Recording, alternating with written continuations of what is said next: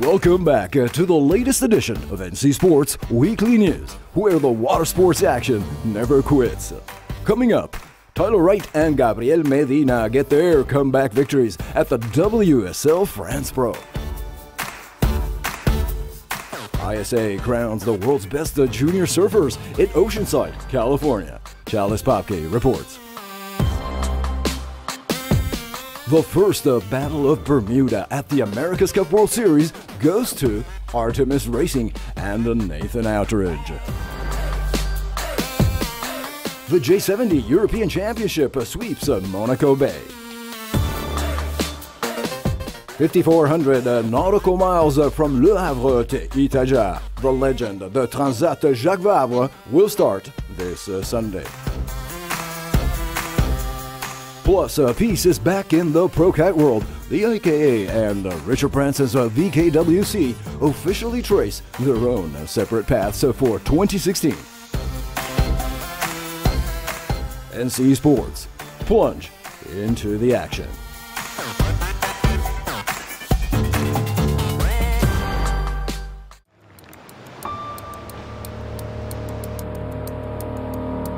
Following a lackluster season, Gabriel Medina sealed his first 2015 victory in France last week. The world champion finally made his comeback and showed he's very much in top form by collecting a string of high nines since the early rounds, and even 2 perfect tens in the final bouts.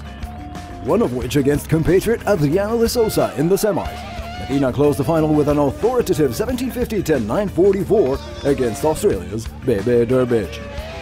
Oh, it feels so good. I've been trying a lot this year, and I'm so stoked. My board felt really good, and everything was going on my way. I was feeling really good, and as I talked to my dad, I was missing, to win an event, and I'm really happy to be back in the podium, especially with the win, and I'm just so stoked. I feel good to be back in France because France is always being good to me. Now in the 5th place overall and trailing by 9,000 points, Medina has few chances to retain his title with just 2 events left. Yet with 4 athletes in the top 10, the strong Brazilian team has clearly made its statement as a surfing new powerhouse nation. Aussie Mick Fanning is still in the lead thanks to a 5th at this Quicksilver, ahead of De Sousa and compatriot Owen Wright, also elated by his sister's magnificent result. I finally realized the difference between someone that doesn't care and someone that cares, and I care. Owen, he just said to me, "Welcome back." This is it. It was bound to happen, but I couldn't have done any of this without Owen. Matt, my shaper as well. He's been absolutely on fire. And the rest of my family that's hopefully watching, they're probably not, they're probably all asleep, but that's all right. I'm pretty stoked, yeah.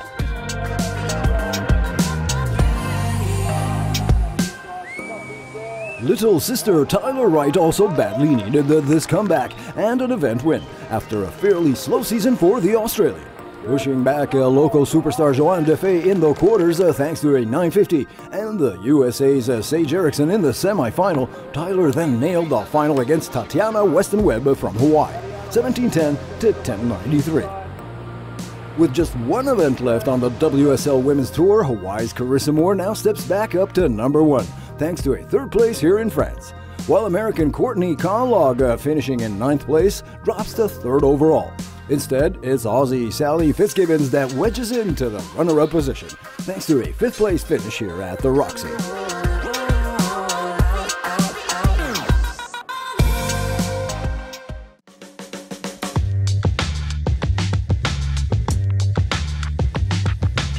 In Oceanside, California, over 300 of the world's best and youngest talents brought their A-game to the ISA World Junior Surfing Championship over the weekend. Leonardo Fioravanti made history and became the first Italian to take home the gold in the under-18 division, followed by France's Nommé Mignon and American Jake Marshall. On the women's side, France's Tessa Tyson took home the crown, followed by Americans Tia Blanco and Frankie Herrera.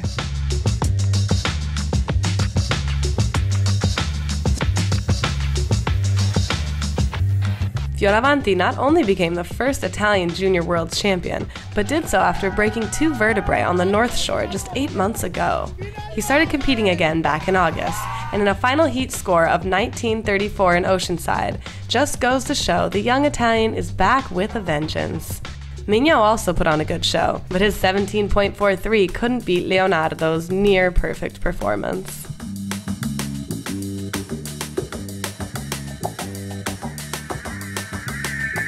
On the ladies' side, Tyson jumped out to an early lead, which carried her through to the final.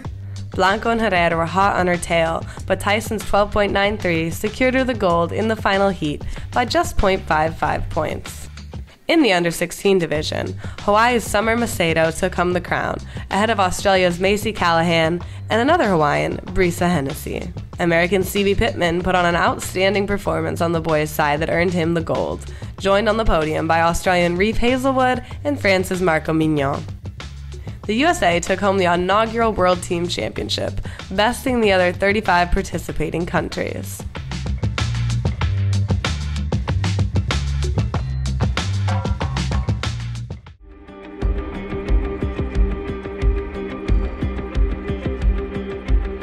Now, in the briefs, the first battle for Bermuda at the America's Cup World Series came down to 3 races last Sunday, as light winds canceled the first day's proceedings. Top teams on their now foiling 45s sparred for the very first time on this very same Caribbean racetrack that will be hosting the big event in 2017, with the Louis Vuitton Cup and the AC35 final. Disproving all forecasts, Artemis Racing sealed the underdog victory, proving to be the most consistent team on the water, with a second, a win, and a 4th place finish.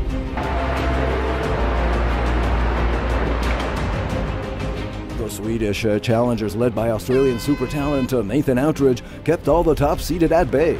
Jimmy Spithill couldn't capitalize on his win in race 1, and Oracle Team USA slipped to 3rd and 5th in the last races, just barely hang on to the podium in 3rd overall. With a 5-2-1, the Kiwis on Emirates team were on the upswing and could have used a few more races, with the young Peter Burling ready to stand up to any challenger. Land Rover Bar, Soft Team Japan, and Groupama completed the leaderboard in Bermuda.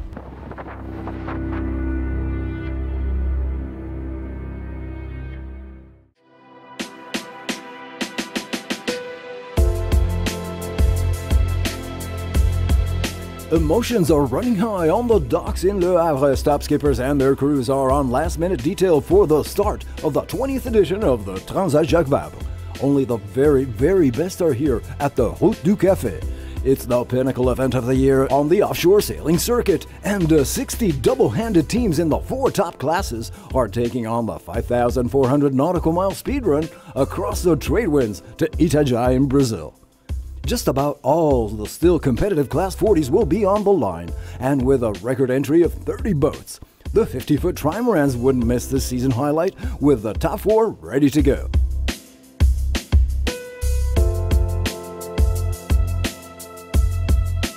20 boats listed, the IMOCA 60s are drawing much of the attention. Several brand new, powerful, and even foiling monohulls are taking their first real ocean test at this TGV. Setting the course record last year in under 12 days and completing the fleet, the Ultima class for maxi multi-hulls instead is here in Le Havre with 3 100-footers and a 60-foot trimaran.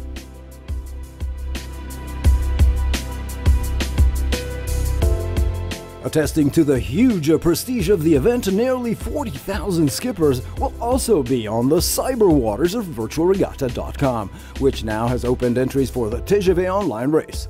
So get full coverage and updates from this offshore classic in the next NC Sports editions. Plus, stay tuned to Nautical Channel 4 Carnet de Bord with in-depth coverage from the start line of the Transat Jacques Vabre 2015.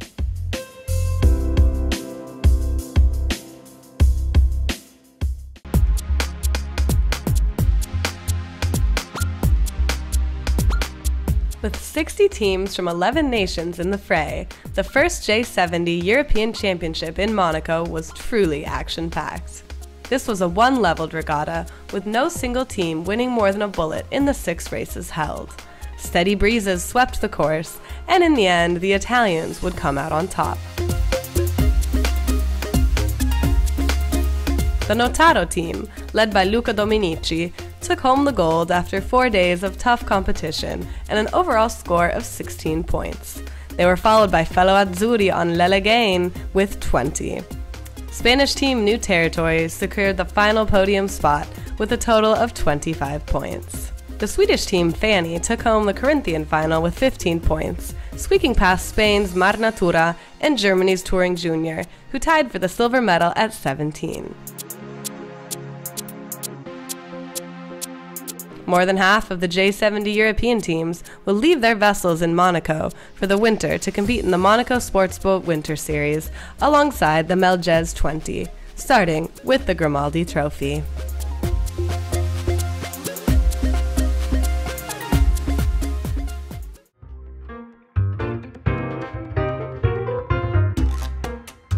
The swords of battle have apparently been laid to rest in the Pro-Kite world after the long-standing dispute between the IKA and the VKWC, founded last year by Sir Richard Branson on the spoils of the PKRA. After the intervention of ISAF, Sailing's World Authority, allowing each franchise its own precise sphere of influence just weeks ago, now the warring parties seem ready to accept the truce. Following the present trend, two separate official statements reached the NC Sports newsroom. It began with the International Kite Racing Association, proudly announcing its rich 2016 calendar, and of course, restating its sole right to host World Championship events as ratified by ISAF. The Branson camp, through its Virgin Kitesurf World Championship, soon had its own statement out to the media, highlighting the birth of the new World Tour, sanctioned as ISAF's special event, and for which they also claimed sole jurisdiction. Amounting to an official split between the kite racing and freestyle circuits, one thing is certain. With two strong players now on the field, 2016 will become a key season for the development of the discipline into a truly professional sport.